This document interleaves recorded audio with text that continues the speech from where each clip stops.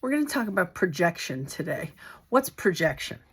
Projection is actually a defense mechanism that people who suffer from narcissistic personality disorder use because they're basically saying, it's not me, it's you.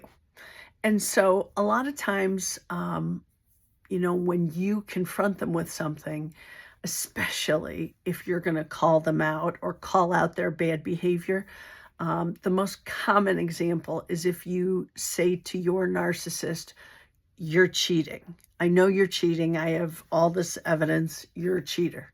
And their automatic response is going to be, I'm the cheater. No, you're the cheater. Because that's their way of defending themselves. When adults use it, it basically shows that they have a very low emotional maturity and indicates some kind of impaired emotional development, which we know people who suffer from MPD have, right? They have low emotional intelligence.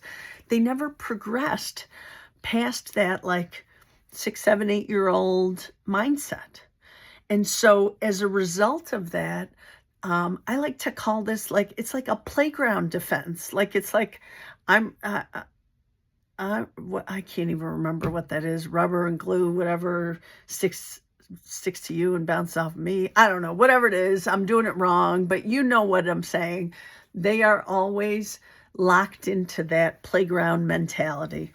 So part of the problem, though, is that they can put immense pressure when they're projecting their defense on you. They're going to put immense pressure on you. And if you're at all empathetic, and you don't have firm boundaries, you're going to be affected by this. So what I like to advise my clients is that you need to be able to set a firm boundary here. And this is, for all you science fiction fans, this is sort of like in Star Wars when they're talking about putting up your shields or creating some kind of force field. This is when you want to do it. So projection, put your shields up. So when someone projects onto you, simply set a boundary. And this gives the projection back to the speaker. So you're establishing this force field. So these are really good things that you can say, okay? I love these examples. You can say something like, I don't see it that way. Or I disagree. Or I don't take responsibility for that. Or that's your opinion. I think those are really great because they are non-starters. They're not really antagonistic. They're not going to get the other person's hair up on the back of their neck. And you're going to say them in a confident voice with confident body language. And you're just not going to take it. That's your opinion. I think that one's so good. I think you should use that with all high conflict people that you encounter, whether at work, professionally, personally, whatever. I think it's great. It's really, really critical not to argue or defend yourself when someone projects on you, because that gives credence to the projector's false reality. Because remember, their projection is not based in any kind of truth. Here, you're saying to them, I'm confronting you because I have all this evidence that you are cheating. And they're saying, I'm not the cheater, you're the cheater. Well, it's a false reality. They're just not accepting responsibility. So understand that most narcissists lack any kind of self-awareness. That's why, by the way, when anyone comes to me and says, am I the narcissist in the relationship? Let me just tell you right now, the answer is no, because people who suffer from narcissistic personality disorder will never ask themselves that question. They will never self-reflect. So be clear on that. Understand that their self-esteem and their self-worth depends on how others perceive them. How horrifyingly sad is that fact? Awful, awful. Okay, so there are many different ways that narcissists project onto you, that they use projection. We're just going to go through a few of those. So the first one is they call you things you're not.